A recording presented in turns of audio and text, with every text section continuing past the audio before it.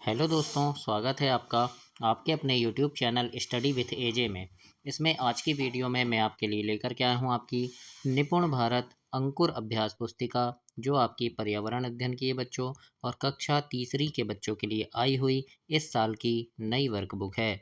और दोस्तों, आपकी हिंदी, अंग्रेजी और गणित की वर्कबुक चैनल पे मैंने करवा दिया है, तो चैनल को सब्सक्राइब करके उन वर्कबुक को देखें, पढ़ें और समझें कि किस प्रकार से सारी चीज़ें मैंने उसमें आपको बताई है।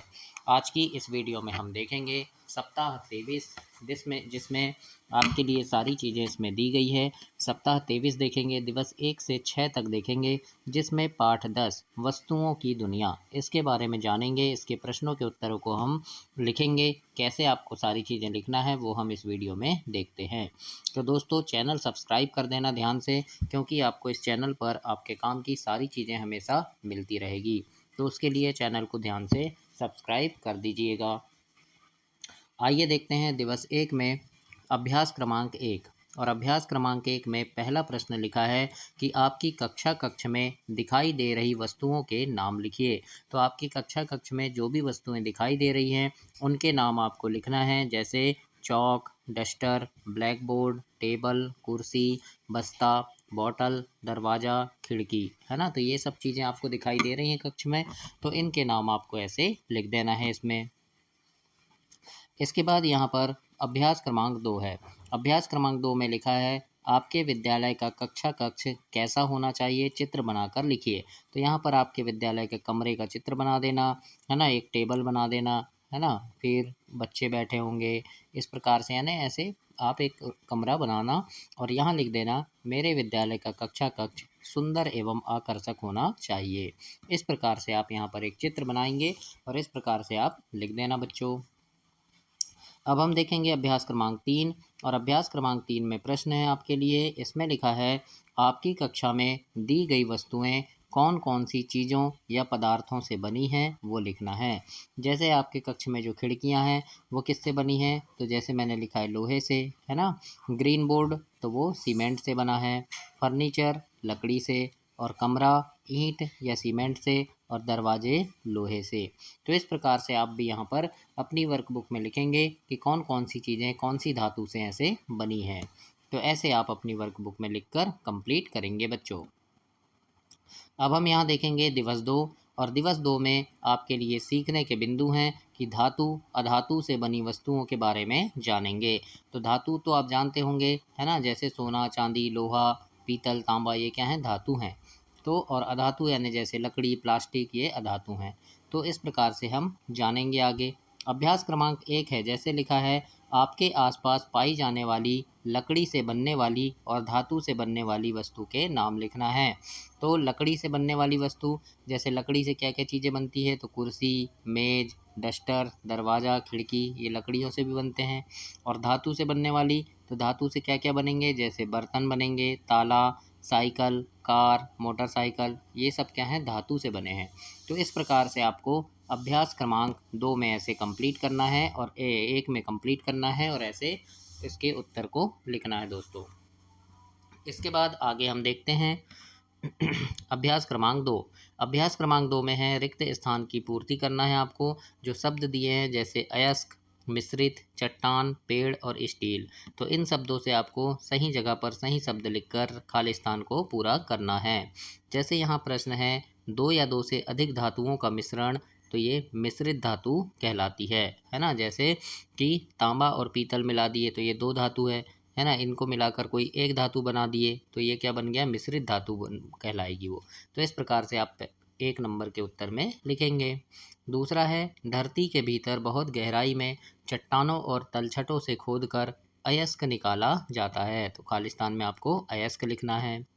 लकड़ी हमें पेड़ से मिलती है ना। कहाँ से मिलती है लकड़ी, पेड़ से मिलती है, तो यहाँ पर पेड़ लिखेंगे। तो इस प्रकार से आप खालिस्तान को ऐसे कंप्लीट करेंगे बच्चों। आगे देखेंगे अब अभ्यास क्रमांक 3। और इसमें लिखा है लकड़ी से बनने वाली किन्हीं 2 वस्तुओं के चित्र बनाएं। तो लकड़ी से बनने वाली, जैसे मैंने यहाँ चित्र बना दिया आपके लिए, कुर्सी और ये मेज यानी टेबल। तो ऐसे चित्र आप भी अपनी वर्कबुक में बनाएंगे और ऐसे लिखेंगे बच्चों। तो इस तरह आप इसे अभ्यास नंबर 3 को कंप्लीट करेंगे। मैं पूरी कोशिश कर रहा हूँ आपके लिए बहुत अच्छे से इसमें लिख के बहुत अच्छे से उत्तर आपको दूँ। दोस्तों चैनल ध्यान से सब्सक्राइब करना। आपकी वार्षिक परीक्षा जब होगी अभी, तो उसके पहले चैनल पे मैं काफ़ी सारे वीडियोस लेकर के आऊँगा, जिसमें आपके परीक्षा में आने वाले महत्वपूर्ण प्रश्नों की वीडियो होगी, जिन्हें पढ़ करके आप परीक्षा में काफ़ी अच्छे नंबर ला सकते हैं। तो उन प्रश्नों को देखने के लिए चैनल को ध्यान से सब्सक्राइब कीजिएगा बच्चों, ताकि समय पर आपको सारी चीज़ें मिल सके। अभ्यास क्रमांक 4 देखते हैं। अभ्यास क्रमांक 4 में पूछा है, निम्नलिखित धातुओं से बनने वाली कोई दो वस्तुओं के नाम लिखना है। तो जैसे लोहा, लोहा से क्या बनेगा? तो लोहा से जैसे कढ़ाई, छुरी बनेगी, है ना। तो कढ़ाई का चित्र है ये, छुरी का। तो चित्र आप नहीं भी बनाएंगे तो चलेगा, लेकिन नाम जरूर यहाँ लिख देना। जैसे फिर तांबा, तो तांबा से क्या बनेगा? तो पानी की बोतल बनेगी और लोटा, है ना। तो ये पानी का बोतल इस प्रकार से तांबे का रहता है, लोटा ऐसे रहेगा, है ना। सोना, सोना से क्या क्या बनेगा? हार बनेगी, अंगूठी बनेगी, है ना। और चांदी से तो पायल बनेगी और चम्मच बनेगी। तो इस प्रकार से आप ऐसे लिखेंगे और कंप्लीट करेंगे। अब हम आगे देखते हैं। आगे प्रश्न पूछा है, थर्मामीटर के बल्ब में कौन सी धातु भरी होती है? तो ये थर्मामीटर है, इसका जो बल्ब रहता है इसमें धातु है। तो लिखेंगे थर्मामीटर के बल्ब में पारा भरा होता है। कौन सी धातु? तो वो है पारा। तो पारा भरा होता है, ऐसे लिखना है। तो इस प्रकार से आप ऐसे कंप्लीट करेंगे बच्चों। आगे हम देखेंगे दिवस 3, और दिवस 3 में आपके सीखने के बिंदु हैं कि धातु अधातु से बनी वस्तु के बारे में हम जानेंगे। तो अभ्यास क्रमांक 1 में इसमें लिखा है बच्चों, निम्नलिखित वस्तुएं कौन कौन से पदार्थ से बनी हैं, उनके नाम लिखना है। जैसे चटाई, तो चटाई किससे बनती है? प्लास्टिक से और बांस से भी बनती है। स्विच, स्विच किससे बनेगा? ये जो प्लग होता है तो वो धातु से या फिर प्लास्टिक से बनता है। पंखा किससे बनेगा? तो पंखा लोहा और एल्यूमिनियम से बनेगा। और बल्ब किससे बनेगा? तो बल्ब कांच और प्लास्टिक से बनेगा।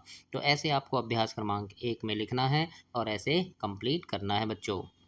अभ्यास क्रमांक 2 देखेंगे। इसमें आपके लिए यहाँ प्रश्न है कि क्या आपके घर की खिड़कियों में भी शीशे लगे हैं? तो इसके उत्तर में लिखेंगे, हाँ, मेरे घर की खिड़कियों में भी शीशे लगे हुए हैं।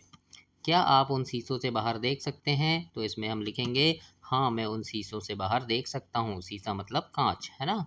तो उससे हम बाहर देख सकते हैं। फिर लिखेंगे, आपको उन शीशों से बाहर क्या क्या दिखाई देता है? तो हम जब खिड़की से बाहर देखेंगे कांच से बाहर, तो क्या क्या दिखाई देगा? जैसे सड़क, पेड़ पौधे, आसमान, लोग और वाहन दिखाई देते हैं। तो ऐसे आपको लिख कर ऐसे कंप्लीट करना है इसे। अब हम आगे देखते हैं अभ्यास क्रमांक 3, और इसमें लिखा है, नीचे दिए गए बल्ब के बिंदु के चित्र को मिलाना है। तो इनको आप ऐसे कलर पेन से या पेंसिल से ऐसे ऐसे मिलाकर इसे एक बल्ब बनाएंगे। इसे कंप्लीट करेंगे बच्चों। अब हम आगे यहाँ लिखा है, कोई दो ऐसे पदार्थ के नाम लिखना है जिनसे आर पार हम देख सकते हैं, है ना। जिनको देखने से आर पार दिखाई दे। तो जैसे कांच, कांच से भी आर पार दिखाई देता है, पानी से देता है, प्लास्टिक की बोतल से भी आर पार हमें दिखाई दे देता है। तो इस प्रकार से हमें ऐसे लिख देना है। आगे हम देखते हैं हम अभ्यास क्रमांक 4, दिवस 4, है ना। दिवस 4 में हम देखेंगे अभ्यास क्रमांक 1। और दोस्तों चैनल आप ध्यान से सब्सक्राइब कर दीजिएगा, सारी चीज़ें इसमें आपको मिलते रहेगी हमेशा। और आप कहाँ से मेरी वीडियो देख रहे हैं, अपने गांव का, शहर का नाम, अपना नाम कमेंट बॉक्स में कमेंट कीजिएगा। और मेरी वीडियो आपको पसंद आ रही होगी, मैं बहुत मेहनत से आपके लिए वीडियो बना रहा हूँ, तो लाइक ज़रूर करना बच्चों, अपने दोस्तों तक भी इसे शेयर ज़रूर कीजिएगा। आइए देखते हैं अभ्यास नंबर 1 है, रिक्त स्थानों को भरना है। यह शब्द हैं धुंधला, पारदर्शी, कांच और लकड़ी। इन शब्दों से हम खालिस्तान को भरेंगे। पहला प्रश्न है, हम जिन वस्तुओं के आर पार देख सकते हैं वे वस्तु, तो यहाँ आएगा पारदर्शी कहलाती हैं। अपारदर्शी वस्तु लकड़ी है ना। अपारदर्शी मतलब जिसके पार आर पार हम नहीं देख सकते। कुछ वस्तुओं के आर पार धुंधला देख सकते हैं। तो इस प्रकार से आपको यहाँ ऐसे खालिस्तान लिखना है। अभ्यास क्रमांक 2 देखेंगे। अभ्यास क्रमांक 2 में पहला प्रश्न है, हम जिन वस्तुओं से आर पार देख सकते हैं उन्हें क्या कहते हैं? तो दोस्तों जिससे आर पार हम देख लेते हैं उसको पारदर्शी कहते हैं। तो यहाँ लिखेंगे, हम जिन वस्तुओं से आर पार देख सकते हैं उन्हें पारदर्शी वस्तुएं कहते हैं। इस प्रकार से आपको लिखना है। अगला प्रश्न है, जिसके आर पार हम धुंधला देख पाते हैं उन्हें क्या कहते हैं? तो लिखेंगे, उन्हें पारभासी वस्तु कहते हैं, है ना। धुंधला देख पाएंगे उसको क्या कहेंगे? पारभासी कहेंगे। अब हम आगे देखेंगे अभ्यास क्रमांक 3। इसमें लिखा है सही विकल्प चुनकर लिखना है। पहला प्रश्न है निम्न में से कौन सी वस्तु के आर पार देखा जा सकता है। तो जैसे देखो चश्मा, चश्मा के आर पार हम देख सकते हैं, बाकी स्टील के बर्तन के आर पार नहीं देख सकते, पतला कागज भी नहीं, प्लास्टिक भी नहीं, लेकिन चश्मा के आर पार हम देख सकते हैं। तो इसके उत्तर में लिखेंगे चश्मा। अगला है वे वो कौन सी वस्तु है जिसके आर पार दिखाई नहीं देगा। तो जैसे दीवार, इसके आर पार दिखाई नहीं देगा। कांच के आर पार देख लेंगे हम, पानी के आर पार भी और हवा के आर पार भी देख लेंगे, लेकिन दीवार के आर पार हम नहीं देख सकते। तो इस प्रकार से आप इन दोनों में ऐसे उत्तर लिखेंगे दोस्तों। आगे हम देखते हैं अभ्यास क्रमांक 4 है, और अभ्यास क्रमांक 4 में लिखा है कि वर्ग पहेली से पारदर्शी एवं अपारदर्शी वस्तु को छांटकर लिखना है। तो पारदर्शी वस्तु को छांटकर लिख देंगे, जैसे कांच, बल्ब और पानी, है ना। तो यहाँ से आपको छांटकर लिखना है कांच, बल्ब और पानी। तो जैसे ये कांच मिल गया, है ना, फिर बल्ब और पानी आपको ढूंढना है यहाँ पर और लिखना है। तो बल्ब, देखो बल्ब ये मिल जाएगा, है ना, फिर पानी, पानी भी आप यहाँ ढूंढेंगे।